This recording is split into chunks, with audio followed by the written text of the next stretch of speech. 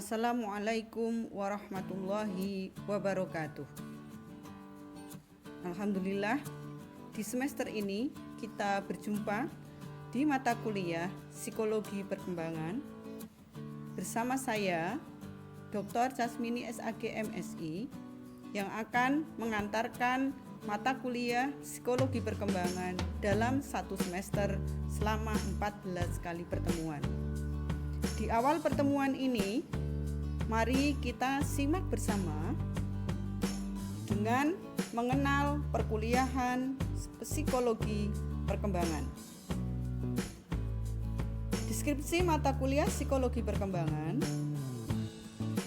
Mata kuliah psikologi perkembangan bertujuan untuk memahami pokok-pokok perkembangan manusia dari mulai usia pranatal hingga lanjut usia dalam perspektif psikologi barat dan Islam.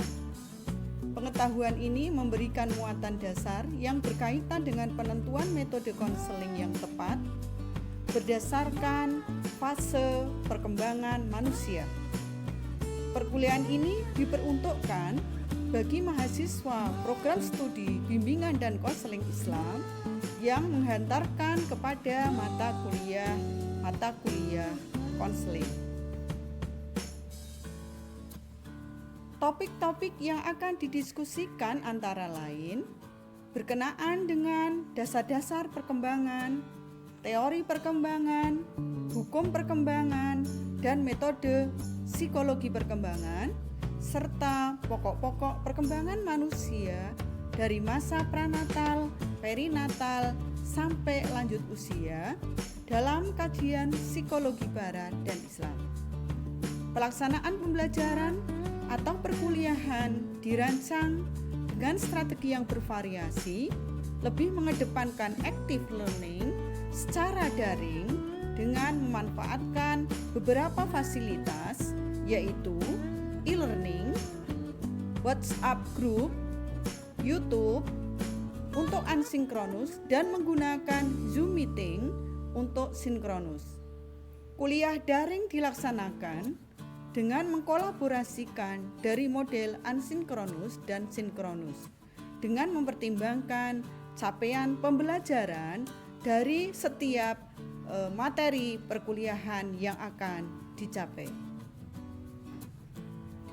Standar kompetensi yang akan diraih pada mata kuliah psikologi perkembangan adalah mahasiswa mampu menganalisis pokok-pokok perkembangan manusia untuk pengembangan bimbingan dan konseling Islam dalam perspektif psikologi Islam.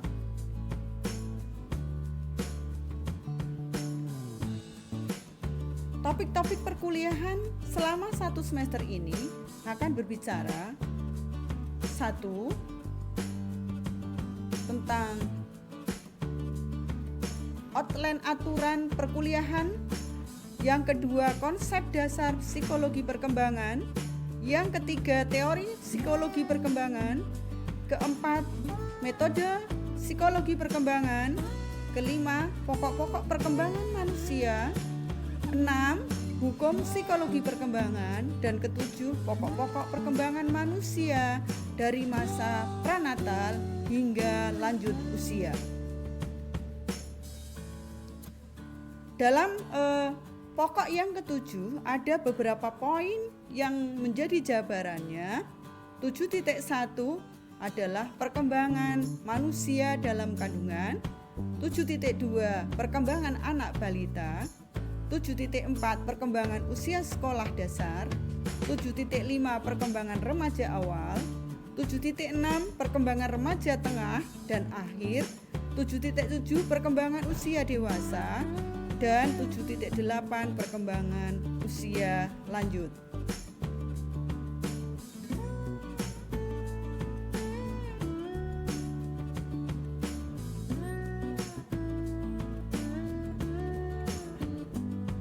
Strategi pembelajaran.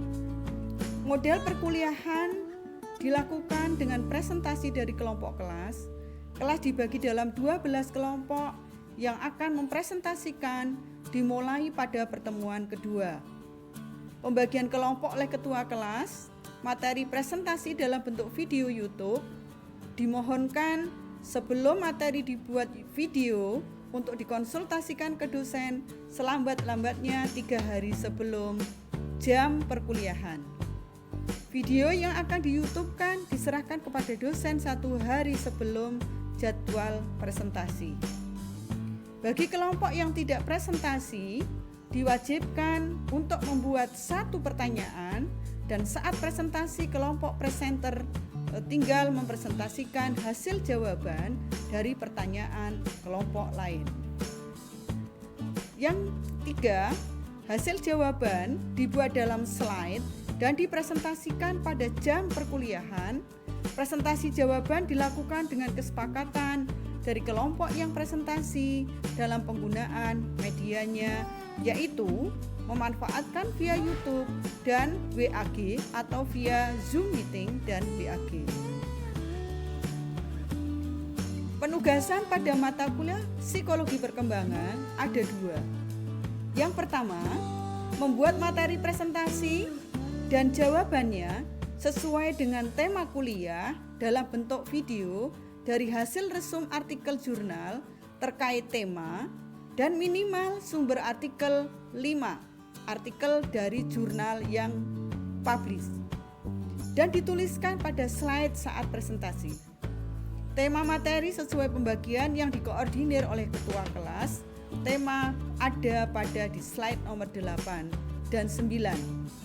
Sumber dituliskan dengan IPA style sebagaimana contoh Casmini 2020 Family Resilience Preventive Solution of Japanese Yacht The Qualitative Report 25/4947 sampai 961 dan link URL atau link doi dicantumkan.